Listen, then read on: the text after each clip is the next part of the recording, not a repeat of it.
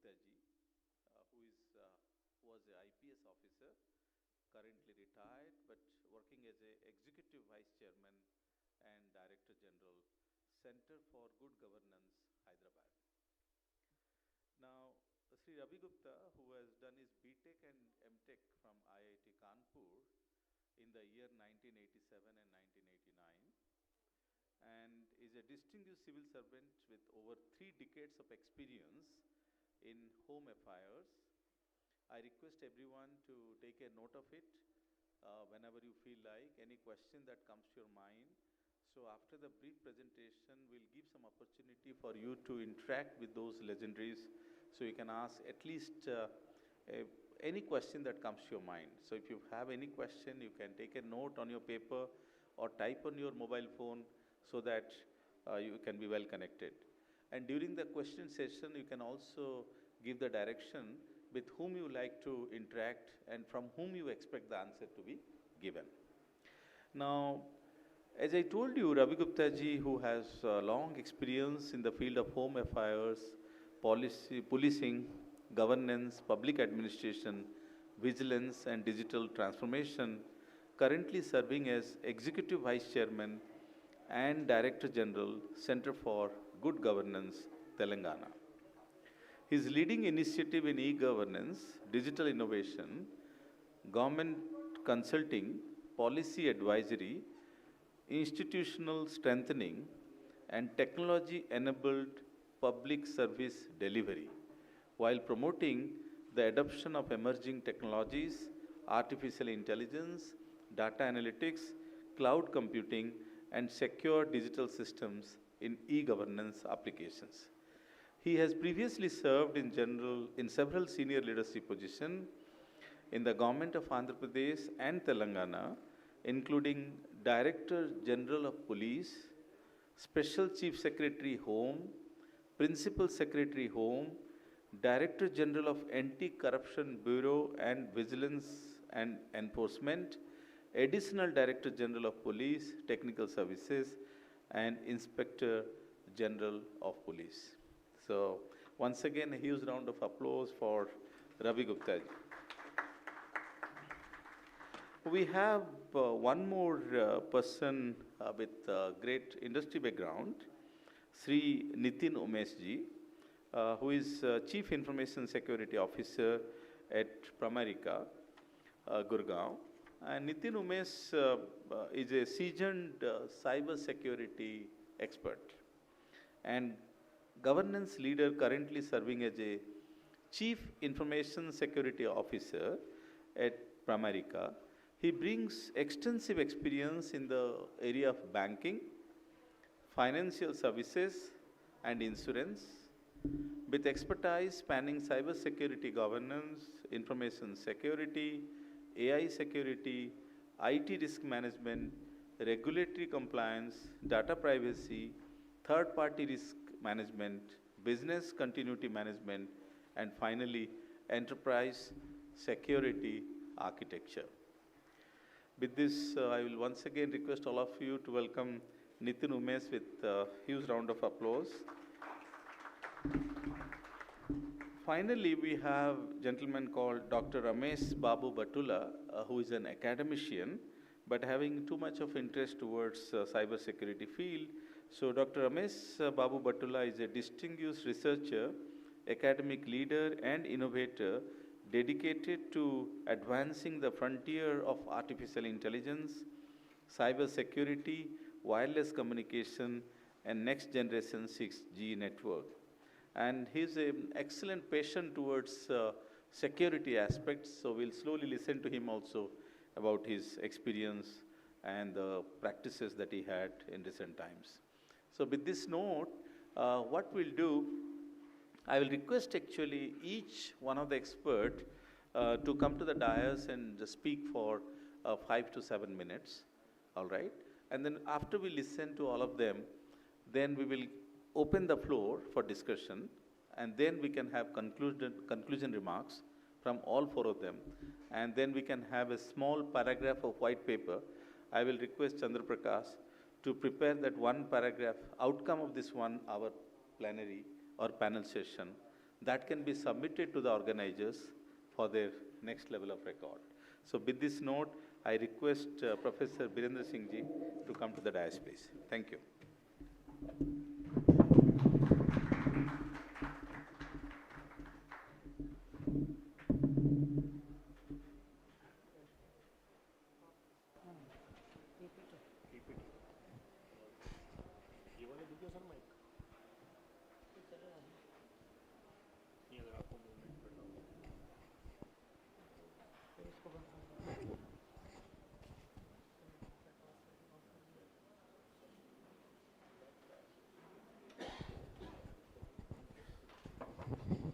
Yeah, good afternoon to all. Thanks a lot for giving me this opportunity to have some discussion in this August panel and the very well informed audiences. It's my privilege to be here, and now I'll discuss about security and privacy aspect in the era of artificial intelligence.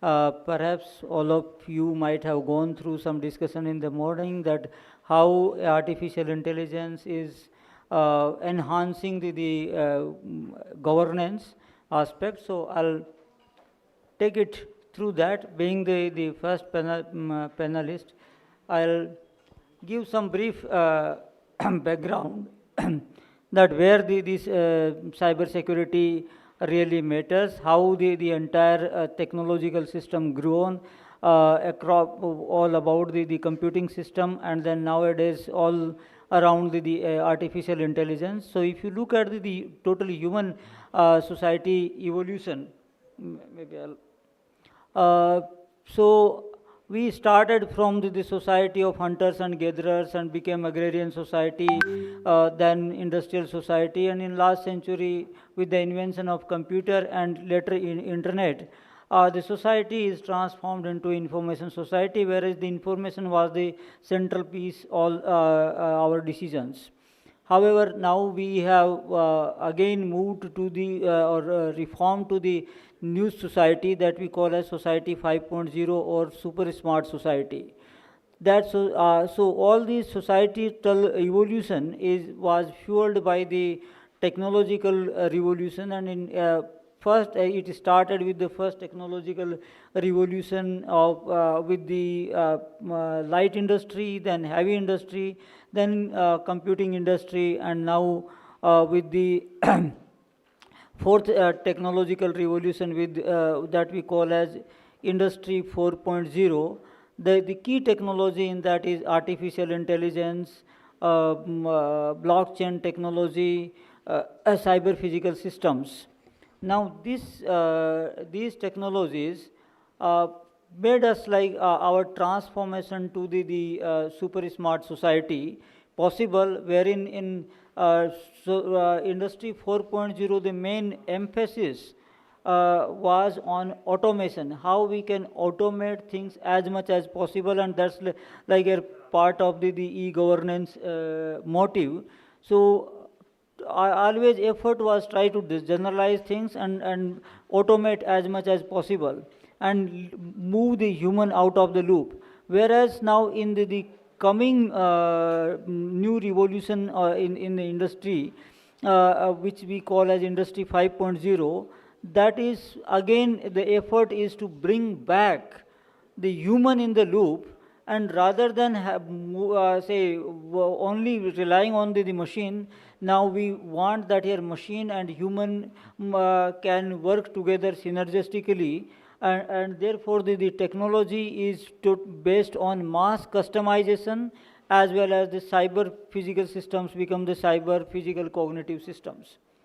With this, we could envisage a world as a smart world. Like here we have smart city. The smart city project is going on for quite some time, and many cities have acquired some kind of smartness. We have smart home, the smart transport, which was primarily the say mechanical engineering industry, now transformed into electrical engineering or computer engineering industry.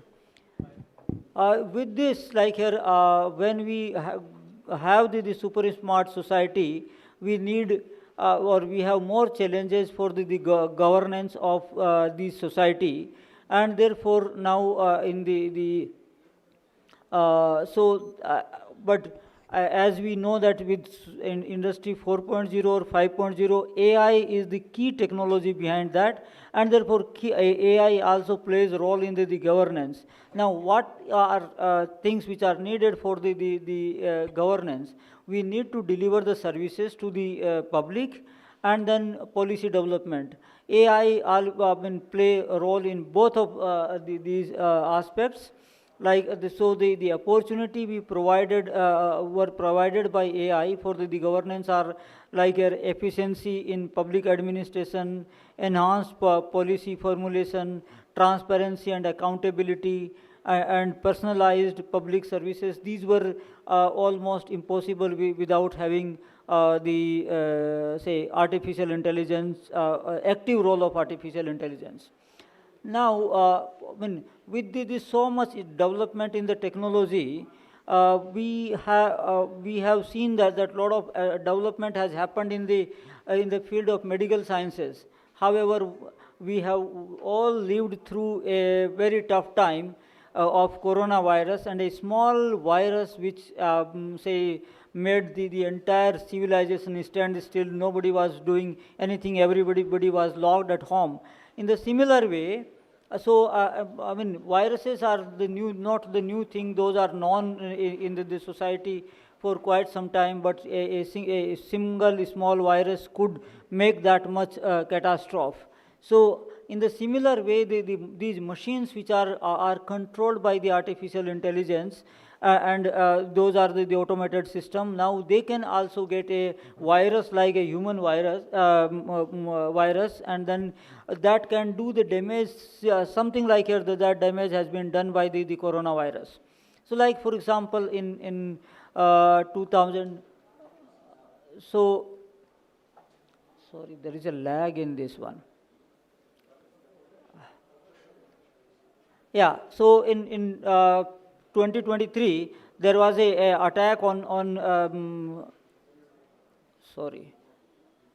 attack on AIMS servers, and then there was no functional server or computer system for 6 days, and they were asking about 200 crore ransom. So, in the similar way, during the corona time, in October 2020, one day there was no power in the entire Mumbai, and then it was attributed to the sabotage by some enemy countries. Ransomware incidents are reported every now and then, and now here it is like becoming a parallel economy that people are trying to develop. Like in 2023, there was $43 billion money was extorted through these ransomwares. So, like when we are living in this kind of environment, then we have to safeguard our infrastructure. But if you look at the common way through which these hackers are trying to get into your system, one is the most prominent is the say malicious or spam mail that they are sending to you to lure you and then take you to some place wherein you can reveal your say credentials. Or this third most important is way to get into your system is to exploit your weak password. Most of us are keeping password very weak, like having the name, the spouse name, or the date of birth, and those are the things which are very easy to find through the different sources, and you can say encroach into that. To safeguard the such kind of infrastructure, those are needed for the governance, for the other industries like telecom, power sector, transport sector, etc. We have contributed into the development of the national cybersecurity framework, which has been in place. That was part of the cybersecurity say strategy 2023, which was revealed by Lieutenant General Pant in 2020. 3. So, but along with this, as the AI is the active part in this governance or the systems, so we have to have, I mean, AI should follow some of the things, like it should be fair, robust, it should be transparent, it should be safe and secure. Like here, one thing this can do is, say for example, to have a good governance, what we want to formulate some health policies, and how some epidemic is some kind of disease is spreading in some region, and therefore we would like to have say share the data among the various hospitals, and if you want to share the data among the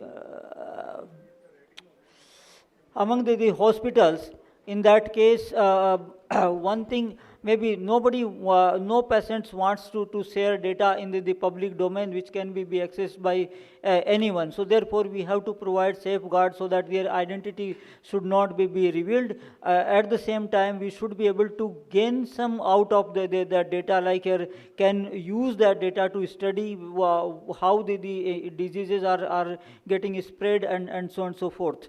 So all those kind of things need the privacy that has to be intact for, and at the same time we can make use of artificial intelligence to develop or formulate the good policies which can help in the good governance. So therefore, if we are using artificial intelligence, we have to secure our infrastructure. That is the foremost requirement, and we have to say provide the privacy to the users, those users who are participating in terms of learning of these kind of systems. Thank you.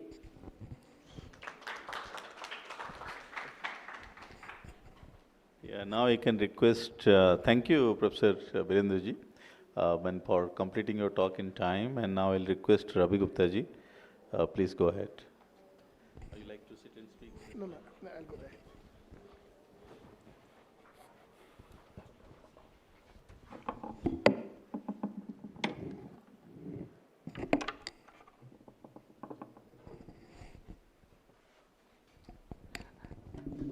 Thank you, Dr. Padhy. Respected Chair, distinguished speakers on the dais, and dear friends. At the beginning, I would like to confess, feeling a bit outnumbered today. We have distinguished speakers from the field of theory and research, and I am from the police department.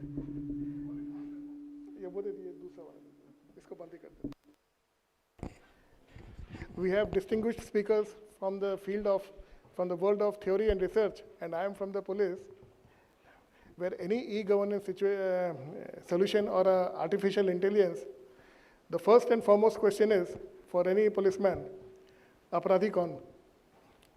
However, basing on my experience in technical services, I handle the technical wing of Andhra and Telangana police.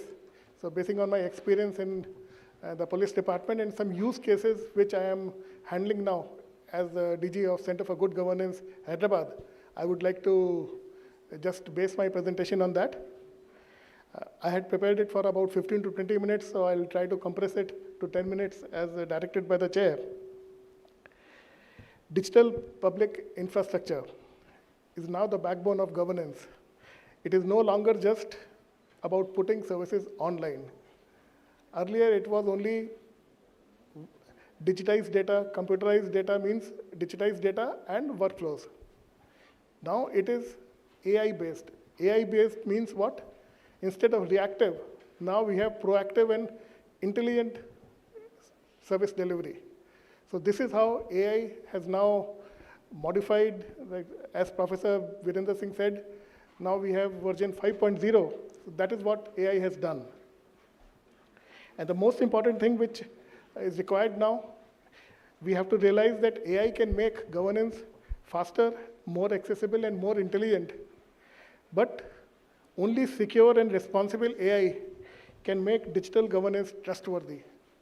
The key factor in any e-governance solution is that the solution should be trustworthy.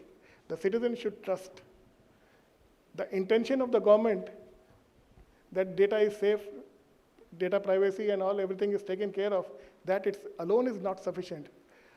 The citizen requires to trust that intention of the government that data is safe. I'll take you through some use cases so that you can yourself see for that. Next, please.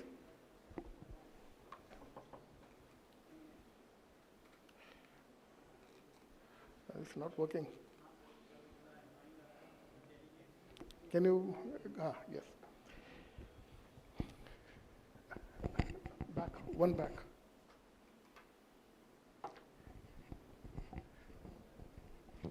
Digital public infrastructure. It is based on 3 pillars. One is digital identity, digital payments, and data exchange or services platforms. A citizen should not have to visit an office just to know which certificates, which documents he needs to submit for availing a government service.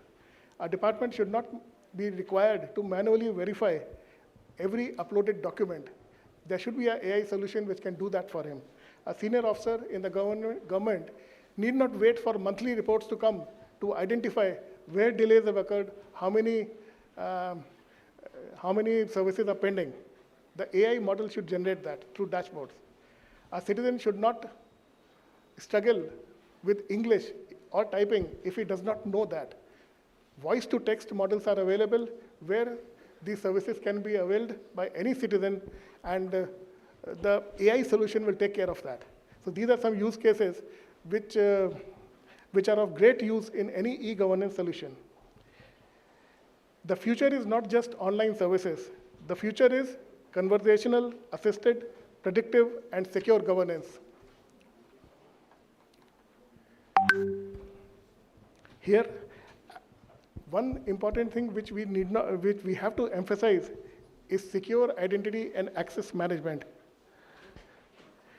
This is most important because every digital government system begins with a question: who is accessing what, and are they authorized? In governance, access control is not a technical issue alone. It is an administrative accountability of the department and the government. For example, a clerk, a district officer, or a system administrator, a vendor or a senior policymaker cannot have the same level of access. Each person must get access based on his role, based on the need, and based on the approvals. I can give you a practical example. In a welfare benefits platform, a village level operator may be allowed to upload applications. A district officer may be allowed to approve these applications. A state level officer may monitor the dashboards. A database administrator, he will maintain the system, but he should not freely view citizen data. This is the principle of least privilege, which has to be built into the system to make it secure and to control access. We know that in the physical world, previously, every government solution had seals, files, signatures. In the digital world, our equivalent safeguards are authentication, authorization, audit logs, and above all, accountability.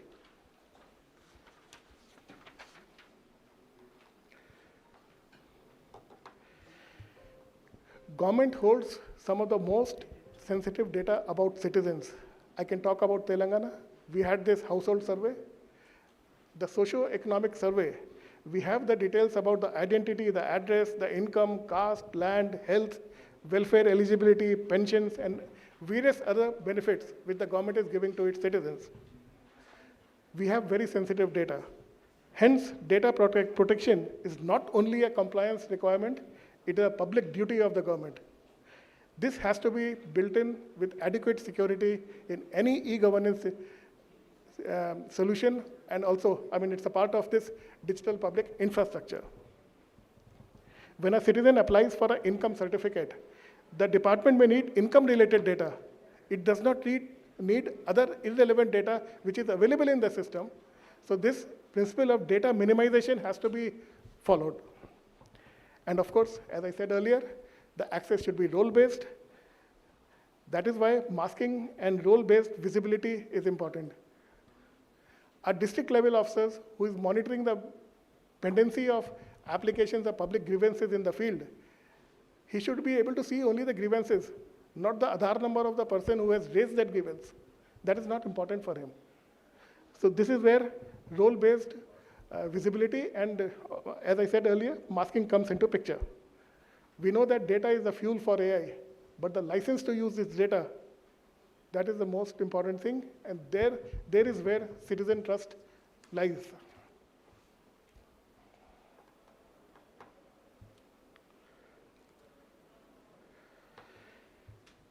This is again very important. Not every AI use case has the same risk. Therefore, not every AI use case needs the same deployment model. Confidential citizen data, law enforcement data, classified government data, revenue records, land records, health records, citizen welfare databases, they have to be securely placed in government-controlled environments. That is why the emphasis on on-premise models for AI. Any AI model which handles sensitive data should be on-premise. It should not be shared on the cloud. And of course, any data which is facing the public, that is public-facing data, that can be allowed to be used through subscribed AI models with a caveat that they should not be allowed, the LLM model or the AI model should not be allowed to use it for training or for learning. So that is most important, and Government of India, you all know, has been emphasizing on that. Public information can use public-facing AI models. Sensitive data have to remain within the trusted government control.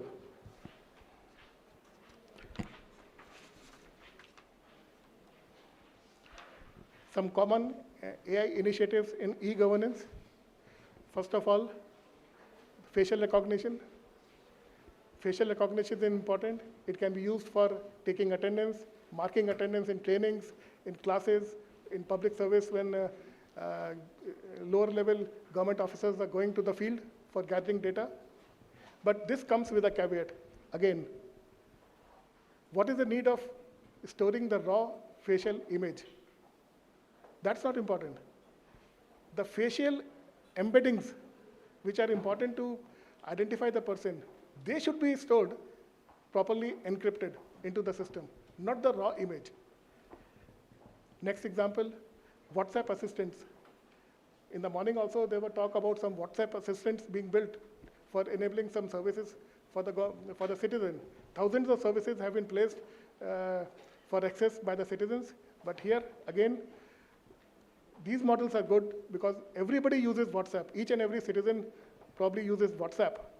We should not force other portals, the use of other portals by him, because it will become impossible for him.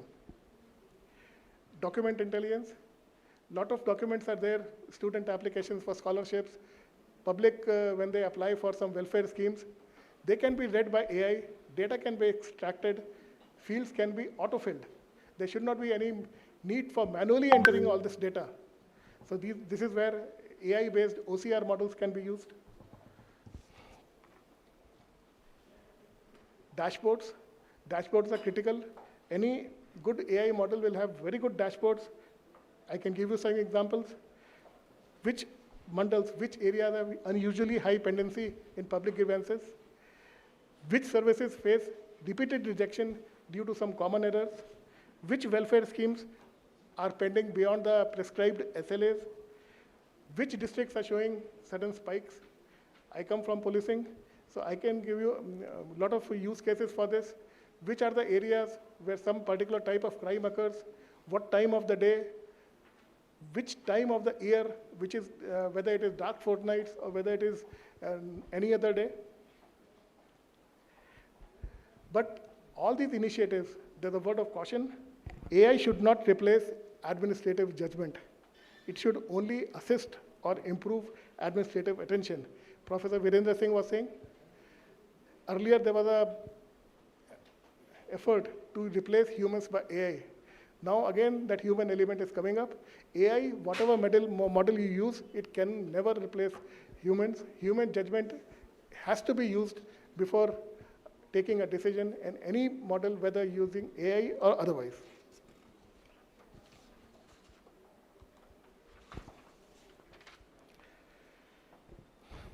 Last but not the least, privacy and security by design. Security cannot be added into an AI model like a patch. It has to be built in right from scratch, right from beginning. Proper AI guardrails have to be built in into the system. Otherwise, for example, AI chatbots, they can give you sometimes incorrect, biased, irrelevant, or unsafe responses. In government, it's not acceptable. I can give you an example. A citizen may ask, or a student may ask, what are the eligibility conditions for availing the service? The chatbot will give him a reply. But if a student asks, how can I bypass these eligibility conditions? The chatbot should refuse. If the prompt is given, how can I make a bomb? The chatbot should not reply. Whether structured or unstructured prompts, the chatbot should be intelligent enough to give answers within the prescribed rules, policies, and framework. Encryption, we all know it's very important, whether it is data at rest, whether it is data in transit, or whether keys or credentials, which should be rotated regularly, which should be ensured that they are not compromised in any way. Time is up. Some use cases I had made because of with my experience in Center for Good Governance. We do online marking for Telangana State Board of Intermediate Education because of the CBSE thing which happened recently. We use an AI model for this, for online marking and all, but of course, because of paucity of time, I may not be able to go through it. This key sentence I wanted to just emphasize before closing. AI can strengthen digital public infrastructure at the process layer. How? By converting field inputs into structured evidence and automated checks and balances. One more good example was there where a digital image of a building plan could be uploaded into a model which gives you the various compliances, fire compliances, National Building Code. We have an example of Indrama Illu, which is housing loans and housing benefits. Only 3 images are necessary, and the whole thing is done by an AI model, which checks the eligibility of the citizen and tells whether he is eligible or not. So my last slide would be this way forward. Secure AI is not just about protecting technology. It is about protecting people. When a citizen uses a digital service, they are trusting government with their identity, their documents, their personal data, and sometimes their livelihood. Therefore, we have to build next generation of digital public infrastructure, which makes AI not only faster and smarter, but also safer, fairer, and more trustworthy. Citizen trust is the key, and any AI e-governance solution should take care of that. Thank you.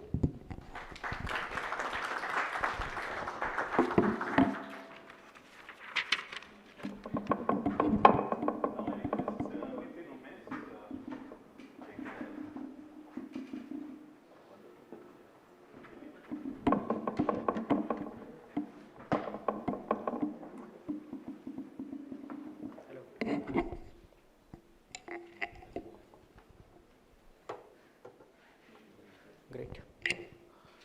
Hi everyone, and very good evening to everyone, first of all.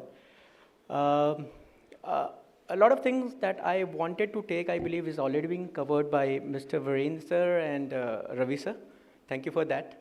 So I'll be just quickly wrapping my few points there, right? And I do have a control, right? Right. So a lot of things has been already being covered by sir. When we talk about the public services, we are trying to empower, like supporting the services, the efficiencies, processes, making more optimization. Sir has added a lot of things there. I want to add one more thing. I have just recently seen in Tata Memorial Cancer Hospital. My mom is getting treatment there, and there's some PET scanning happens, right? Which usually, like, they are doing what doctors are now using AI so beautifully that they are predicting that, okay, sir, you're on what stage and when it is being being started, and what could be the plan actually, right? So it was a very beautiful thing that they have used, and I got inspiration from there. So, so I'm not going to cover this public services powered by AI. The only one thing is that being a CISO, I would tell you that what is my pain area when it comes to the AI. I have just shared that since last 48 hours, I haven't slept due to some attacks, right, happened, and it has been mitigated, but I'm just trying to tell you that how it started, what could be the, things we can actually have there to counter these things. We are very much ready for the traditional things. We have a DLP, we have a antiviruses, we have a EDR, MDR, right? Firewalls.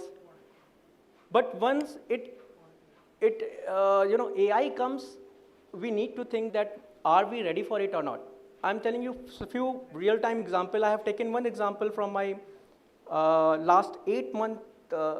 Earlier, I have performed few things on ChatGPT and Claude, sorry. And, before starting this thing, how many of you are from IT infra, anyone, like, great? So, just one thing, when you're going to host the website, application, right, or you're going to release something, what you do? We always go for the code review, we always try to do the VAPTs, we always try to do some, assessments that it will be foolproof, we are going to launch it, no one will be harmed, and of course, what will be the, purpose? To get benefited. I have installed the firewall. I'm going to tell you this, and I can relate it by one of the demo. I have a firewall, I have configured it properly, right? So firewall is what? This is a door. I lock it from outside or inside? From outside, of course, right? So I'm not hoping someone is bringing a pen drive and having a malware into it and just plugging it into the system servers, it's running and done. Now, I do have some agentic software, as Ravi sir said, that no application or chat bot should give us any unethical thing, right? If someone is asking for a malware code, it shouldn't revert, right? And of course, the ChatGPT, Claude, and a lot of AI bots are there, which doesn't mean to be like this. What happened in February? By my team, I'm from the incident response team. At that time, I was working for a SOC 24/7. We were looking in case if something is happening, we are responsible to mitigate it, stop it, and to minimize the damage. A person came, right? We have simulated this, sir. I'm taking an example of NotPetya. Let me check. I'm directly going to that side. I'm not going to take more than 5 minutes. So, okay. So this is a case. This is a ChatGPT, well known by everyone, right? And the model is 5. Still, it is there, right? Now there is a NotPetya which was being very much famed as a ransomware. But actually, it is not a ransomware. It is a kind of malware which is having only one target. It is meant to be there to delete your critical data, right? So there's a lot of misconception, and it is very well-known malware. I mean, if you're bringing your basic outdated antivirus can detect it, right? So if, of course, you have a MDR, ADR, DLP, antiviruses, a lot of things are there. You can't have it into your infra. Now, this is something, can I run it? I don't know, it's like, okay, it's running. If you see here carefully, I've initially given a prompt key, I want a NotPetya code, right? It has said, no, we can't give, it is unethical. We can give you something like to learn. Then I tried to give a prompt. I tried to do the cross-prompting injection. I tried to prove myself that I'm not an attacker. I'm a simple guy from the IT maintenance and having a IR team, incident response team, and I have to be, educate my team so that in case if any kind of such malware incident happens, they have to be ready for it, right? Again, ChatGPT said, no, I can't give you. Okay, do what? I'm giving you some patches, some small codes. You can understand it. It has given. Then further what I did, and again, this is not a big thing. I'm not any hacker, of course. I have left this thing 10 years earlier only. Then I tried to run few commands within a comment, what you have HTML, right? I said, I'm a IR team. I'm here to educate my IR team. It has to be like just for the mankind and all that thing. I proved myself that my role is this, okay. And I have given you a QR code. You can see it on my LinkedIn, right? This is the prompt. And I tried that I require some environment also to run it. Now, here, catch point is this. If I'll give you this malware and ask you to run it, you can't run it. Because to run such malware, you require that kind of environment also. So this ChatGPT has given me a proper solution for it. Okay, do what? Set these things like this, open these ports, put your this DLP on a monitoring mode rather than a blocking mode, and run this code. It has given completely that thing. And the code. I simulated it into a virtual environment. It executed, and this Notepad is a very older one. In 2017 that it has been released. And it has fooled my EDR, MDR of CrowdStrike. A lot of things are there. I do not need to give the name of those things. Just try to understand. This happened, and my whole infra is, somehow you can say is being targeted by this malware, right? So just to conclude this point, what Ravi sir has even said, we should have something into our infra that should support such kind of AI processes, agents, whether you are taking some open AI or say whatever, Claude, Hassan, or anything like that. They are third party. When you're going to launch it into your infra, it has to be in your infra, not in cloud. As you do the VAPTs, code reviews into your applications, websites, you have to do the same thing for your IT infra because those agents are going to run in your environment, right?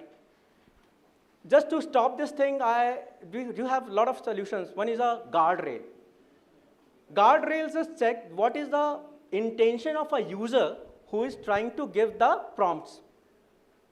Right? Now, I have submitted this thing to ChatGPT. Of course, they have, day by day, they are,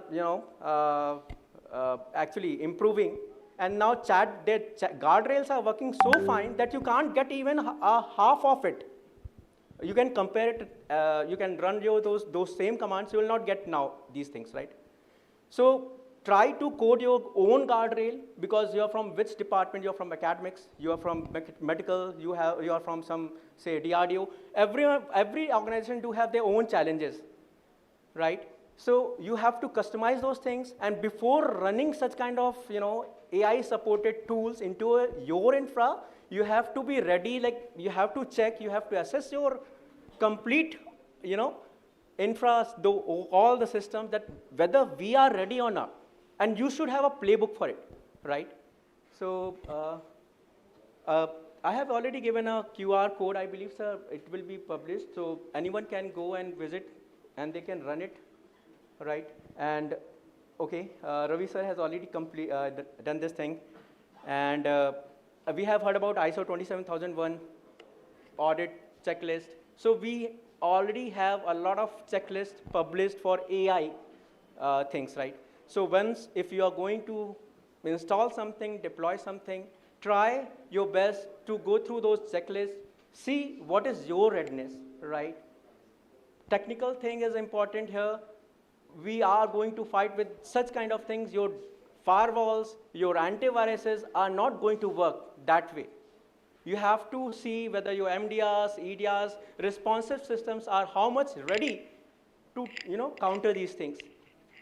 That's what I can say. And governance, we have to have some new mindset setup, right?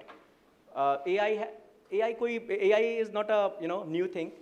कोई नई चीज़ नहीं है, बहुत पहले से धीरे धीरे evolve हो रही है. Earlier we used to run those commands, our tools थे, we were running it, we were checking, we are doing the predictions, yeah, linear regressions and all that.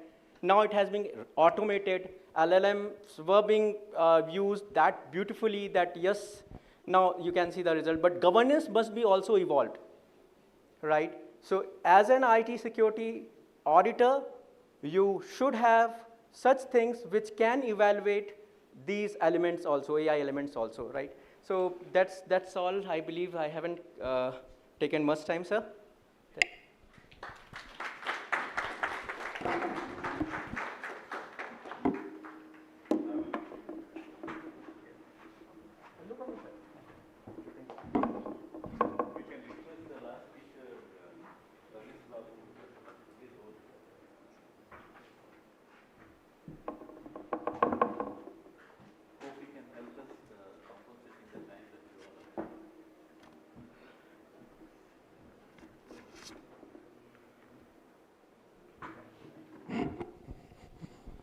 Thank you very much, sir.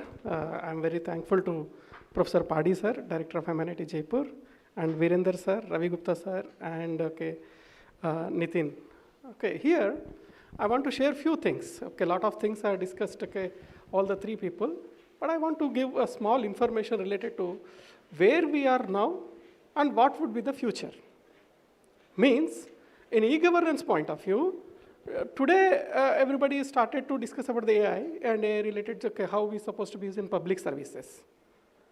At the same time, what level we are in Indian government and in future, how Indian government is going to be emerged to use this AI in the e-governance. This is my discussion.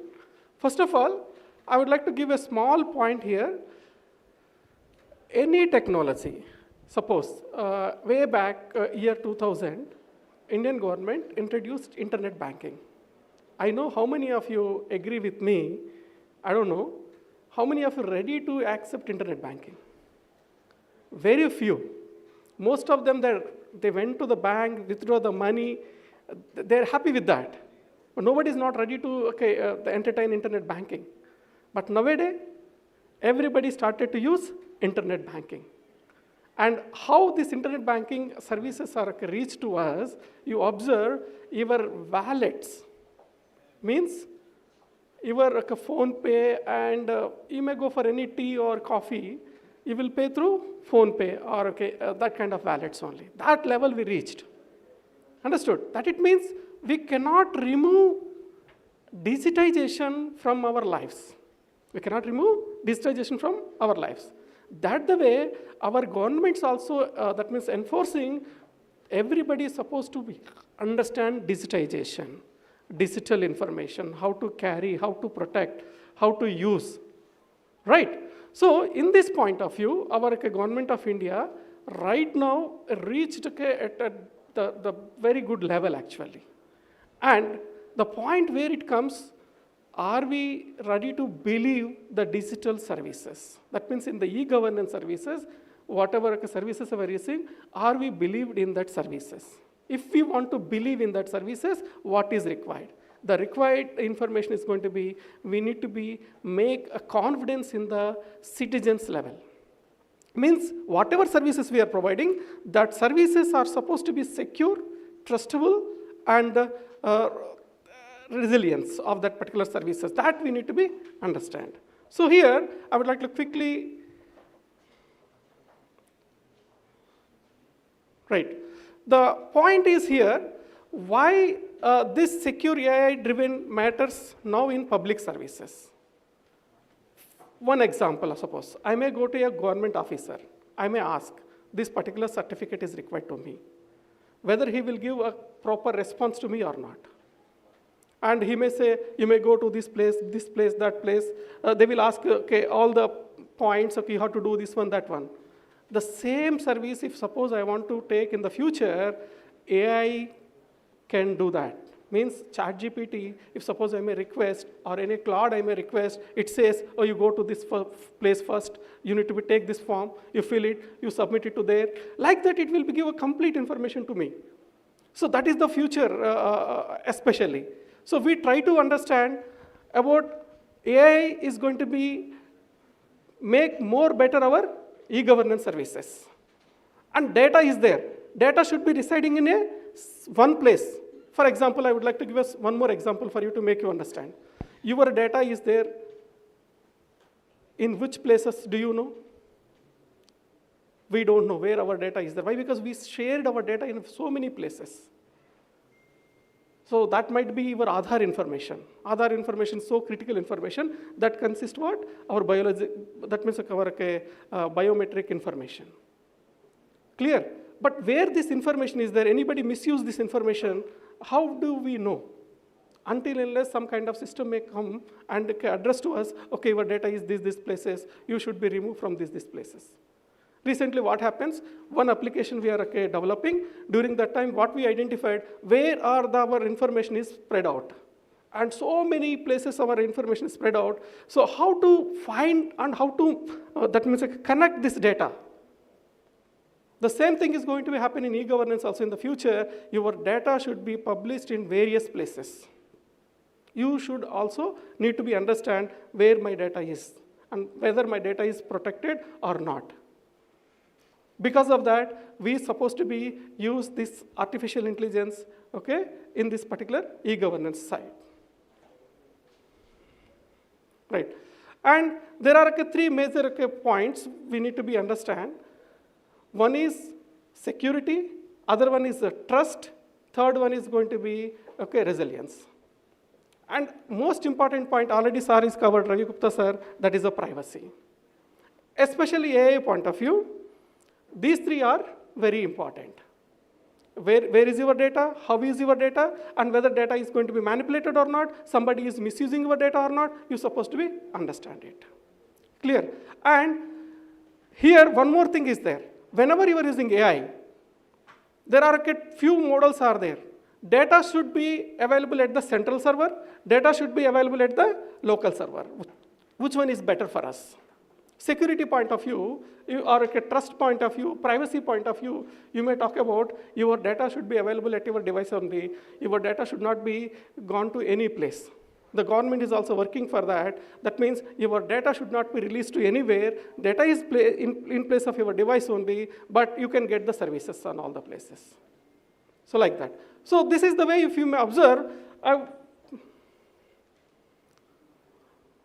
so we require to understand about next generation artificial intelligence mechanism, how are going to be come up, and how our e-governance information is supposed to be modify or upgrade according to the next generation AI services. These are the very important point to us to understand.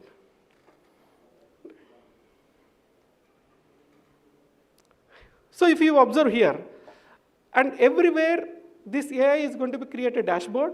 In the dashboard level, you will get a complete information about your information shared actually.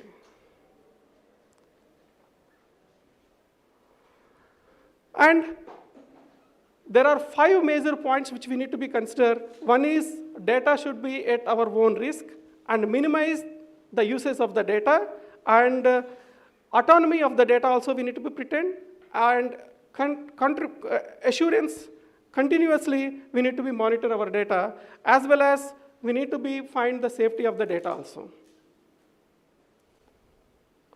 So this is the information I collected from the emerging e-governance places from America, Europe, and other places. I collected this data. That means most of the e-governance places, they're using advanced AI mechanisms, AI frameworks to introduce to the people, make more easiest services to them.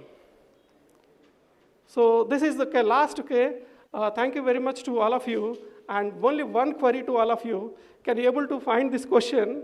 If AI fails tomorrow, will every citizen still receive the public service they depend on?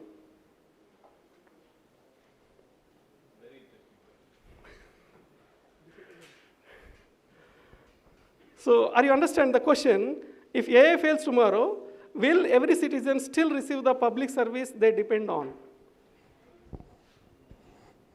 Anybody can coin some small answer?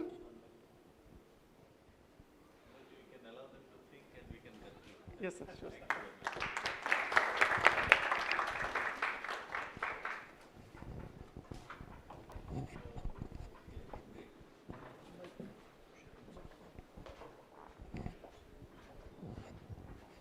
So thank you all for patient listening to all the panelists. Now it is high time for us to take maximum advantage of all the experts available today before us. So now the floor is open for a couple of questions, and then we will conclude. Okay. So anyone who is interested to raise a question, please raise your hand, so that, and then you can also identify with whom you like to interact. Yes, please. You have to introduce yourself, and then go ahead, please.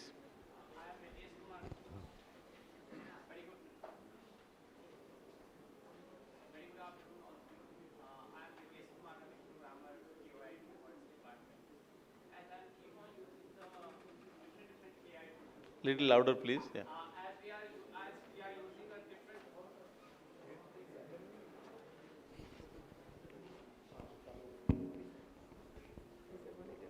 As we are using so many AI tools, and we are finding that three terms which usually comes in our mind when we are using the AI tools. The first one is faith, second one is the fairness, and the third one is the efficient data. As we are using while different tools, different answers come for the same type of a prompt. How can a student, academicians, or administrative person justify that this is the particular answer which we can believe in? So this is my general questions to everyone, that how can I believe on that particular answer of the question. Ravi will be comfortable. Thank you. Thank you for your question. One point I mentioned in my presentation, AI, any tool of AI which you use, it will give you an answer. But the human judgment to decide whether that answer is correct or not is yours. AI will never give you a perfect answer. It always, not always, sometimes it can make mistakes. That disclaimer also comes when the answer comes. So it is up to us, the judgment, the human judgment element has to come in to decide which answer will be the most and the best suited one. So this problem will be there, like I'll tell you an example also. In Center for Good Governance, in a lot of e-governance projects, we have a number of software developers and senior software developers. They use all sort of tools. Most of them are freely available. Some licensed tools also are there. For assisted coding also, the code is generated by the tool. But whether it is perfect or not, you have to manually see. I mean, the AI will give you a very, very long code. Probably humanly, if you do it, it will be very short. So the code may be technically correct, but whether the technically correct solution suits your requirement or not, that you have to decide on your own. Human judgment you cannot bypass by using any AI tool. That would be my response to your question. Thank you. Thank you. Anyone like to add? Yeah. So here I would like to tell you one thing. AI is going to be more intelligent in the future. And once you started to use the prompt, it understood what domain knowledge you have. According to your domain knowledge, it is going to be adjust the local training model actually. That means the AI will comes to personalized level. Every person has a different model. That model is going to be trained based on the way they are coining the prompts. Okay, this is the way AI is going to emerge. Mostly it will become within soon only. Not many months will not take for this one. Yeah, I would like to add one thing. I'm working on a TPRM bot, right? So as per my experience, I'm telling you, AI bots, these are the greedy learned astrologer, which will forecast your future in your version, actually, right? So what generally I cross-verify it with multiple models, so that you can do. That's it. Thank you. Virendra ji, kuch like add karna chahiye? As of now, I think AI tools are not that matured, but in years to come, you will get that here AI will give you fairly good answer. As of now, what is happening is that it is like a person whom you ask, and many times you ask some query to a person, even if they don't know, they answer you something. That happens. And so AI tool is giving like this. And somewhere I was reading in some biography that they said that there is some norm in government that if you don't know something, then you don't say I don't know. You say something which you know. So if somebody asks about some question, you can say that here I ate apple in the morning. So AI tools today is doing that kind of service. That may improve, and as agentic AI is becoming better and better, it will be becoming better and better, because AI tool can train itself. Yeah, I think, thank you very much, because as I could see for public services, I think we are truly dependent on AI, and we are become more dependent over a period of time. So I think it is impossible for us to have a sustainable life in next decade without the support of AI. The way electricity is not there, we are not able to survive without heaters or air conditioners. Similarly, without AI tool, your digital life become almost close to handicap, okay? So I think that is for sure.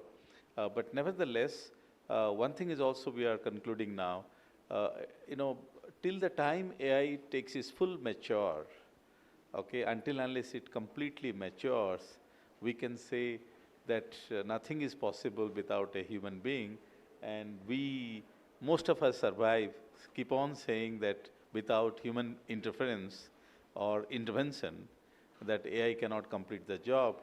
But I do have a different feeling that very soon the time is going to come, the way things are happening, I think it is not very far away where most of the human jobs can be replaced. But that is not going to lead to any kind of turbulence or catastrophic situations. I think we need to get into the AI is fast growing, because we need to be more intelligent to put AI in trouble and to make AI more dependent on us and our intelligence. And that is how the human and machine keep on fighting, and end of the day we'll see who is going to survive and who is going to replace, whether it is a machine world or a human world. Thank you very much. But now I'll be happy to take one or two more questions before we come to a conclusion. Yes, please, introduce yourself. Sir, this is Gaurav. I come from New Delhi Department of Defense R&D. Very good. Sir, we've been listening about AI since morning, but one major topic which I was interested to listen about was AI hallucination. AI? Hallucination, probably an extension of question which the gentleman asked right now. Now, AI hallucinates the way the prompt guides it towards the solution, right? Now, you are right that you should ask the same question about which you should have a basic knowledge. But when I'm performing a public duty, probably there will be a field for which I will be naive, right? In that case, my prompt will steer the answer towards my AI tool, and that will lead to a hallucination. Are we having any, because when we go through latest updates, they say that you prefix certain word with your prompt and the answer will be exactly what you'll have. Is this the right way to arrest hallucination, or we can do something else, sir? Okay, thank you. We'll be able to feel comfortable. Okay, you want to? Okay. So generally in our company, I'm telling you, in BFSI sector specifically, we are giving, templates. See, we are not enough trained to handle these things. Let me be very clear with this. We are BTech, we are MTech, we are BSc, whatever. We have, studied a lot of things. but we have to also learn that how to give the instruction, the prompts to these AIs, right? So hallucination is a problem when it comes when your context is not clear. Let me be very clear with this thing. Until unless you will be not in a situation to let your bot know that what is the context, what is the problem definition, you will, this will be the very common thing, right? So yes, you are right. For currently, yeah, we are tackling this in this same way. We have given some certain templates that is being derived by some learned people, right? But that is again for some specific, queries, some specific operations. So I'll say we have to be enough aware. We must know that how we can, set up the complete context of that problem. Only this will let us, avoid this situation of the hallucination problem, right? I think, thank you. Professor Virendra like to say. Professor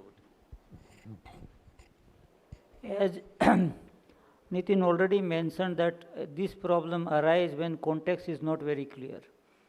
And that problem is even common among human. I mean, even 2-3 days ago, we were talking in our faculty meeting, and one of the professor who mentioned that when he joined the institute, that time he was hardly able to understand the questions raised by the students. Over the years, he said he was able to understood that what they were asking. Otherwise, always there were 2-3 turns that you answer something that they answer back that here it was not the question they were asking. Then they refine the question. So that thing we also have to learn, and that's like a big discipline which is now becoming say important is the prompt engineering. You have to learn that how to ask a question so that your context can be clear, and hence it will reduce the hallucination. We can never ever remove the hallucination out of it, because this has habit of cooking something when it doesn't know the answer. So we have to tell it from the angle that here it can understand that context well and can give you the closest answer. Thank you. you like to add anything? No. You like to add, please. So this is a very good problem related to the LLMs actually, the hallucination. We had a good discussion with my students actually, how to solve this problem hallucination related to some communication problem we are solving.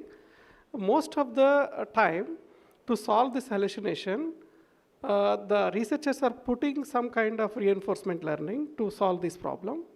But some people, again, they are creating backdoors to create this hallucination to that particular LLM actually. This is the game is there between these two parties, and so that, okay, whatever these people, Virendra sir and Nitin, they are saying about that context is so important in this regard actually.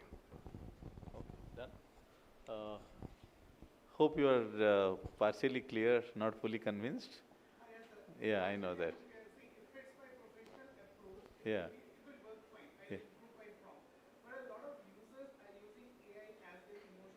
Hmm. Even my kids, when they approach AI, they are diving into a world, and I cannot ask them to have a critical approach in their prompt engineering, right? So then they give it. At least from a professional thing, yeah, your answer it perfectly matches the solution. But for the other users beyond profession, I think for them a lot of work is to be done. That's correct. And sometime actually I'll tell you, and very practical because we are oldies, but with God grace we had good interaction with AI almost for last 2-3 decades. So we'll be able to cope up. So, but the younger generation believe that, it is the chat GPT become part of their day-to-day living, okay. So even to write, for example, my younger son, when he has to write a letter to his teacher for a 1-week leave, not to attend the class due to some reason, he uses chat GPT to draft a letter. So one day I said, you use chat GPT, draft a letter and let me type it, my own. And let's see who is doing faster. And you will be surprised, he took double of my time and came out with a letter which is not sending any good message or the emotional connect that can be drafted. So as you mentioned, it is not easy because ChatGPT is fine, but until unless you do the true engineering to extract the best out of ChatGPT, become an art, okay?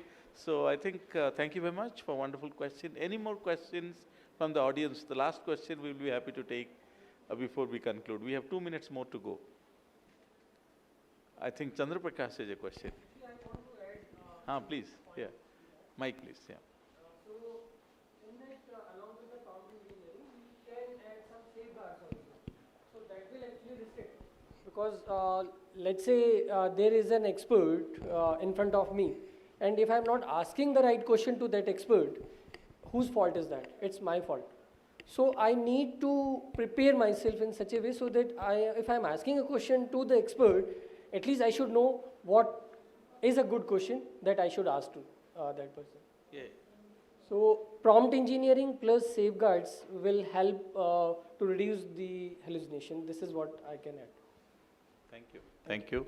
And I just wanted to add one more thing, sir. Nowadays, people are becoming a little bit smart. They are, creating a prompt from one AI bot and model and using it in another.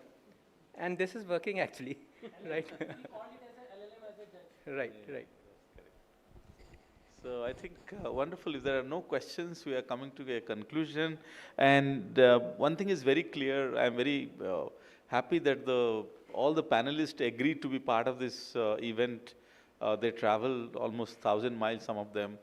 And the mixture of the panelists is really good because we do have truly a serviceman, and then we have a very senior professor, a young industrialist or industry experts, and then we have a young academician.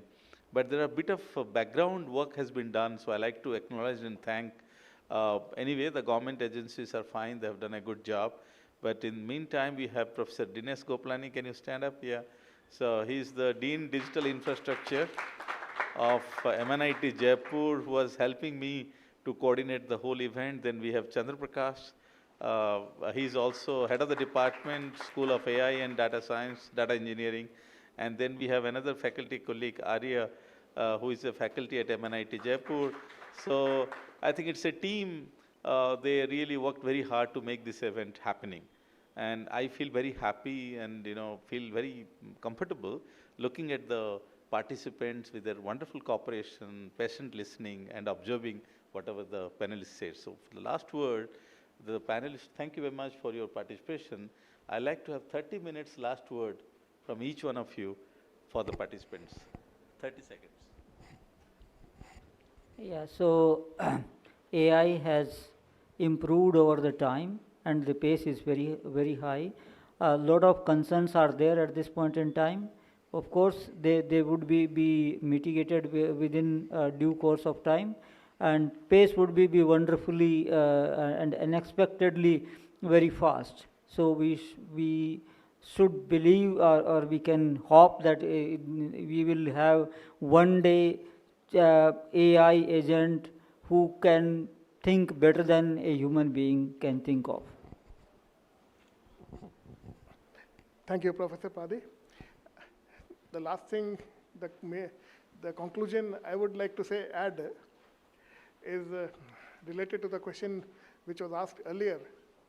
It is true that AI can be of great help, of great service to all citizens for availing various services from the government and other sources. Dr. Ramesh, the question which he posed, suppose AI fails, then will we be able to get the services which we are getting now? Probably I can attempt an answer. Yes, we can, but it will not be as efficient, as fast, and as accurate which we are getting now. I don't know whether it is correct or right. It's left to him. But thanks a lot for this opportunity. Thank you. Thank you. Thank you, everyone. I have already concluded a lot of things. So thanks. In case if you really are interested in this safeguarding or any research work you want to do in related to this thing, you can connect me on LinkedIn. And That's what I can say. Thank you very much. Yeah, I would like to say one thing to all of you. Last 2 years, AI beaten human intelligence.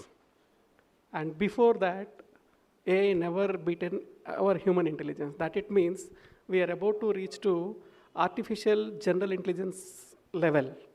Once it may reach artificial general intelligence level, then the next part is going to be the super intelligence. The world is moving towards from AI to AGI, AGI to SI, so that we need to be ready and we have to work how we need to be achieve that level of government services in the future actually. That is my conclusion. Thank you. And your answer to your question? My answer was very good. So AI fails if we think AI never fail, because AI is going to be emerge and with its faults. Because of that, AI never fail.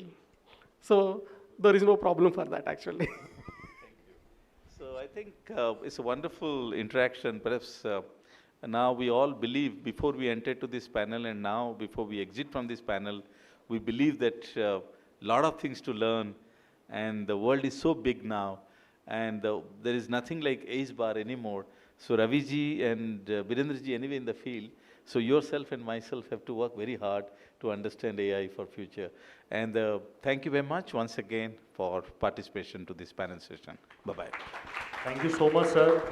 अपना कीमती वक्त देने के लिए. So now would I like to invite Akhilesh Mittal, Technical Director DoIT&C, Government of Rajasthan, for give present memento.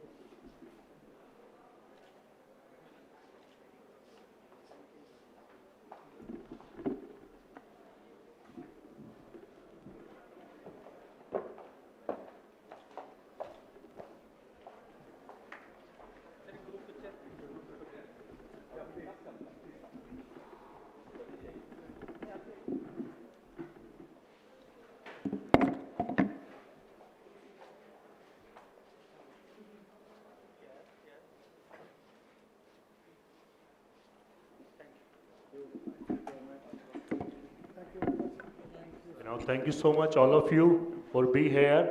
Have a great day. Thank you.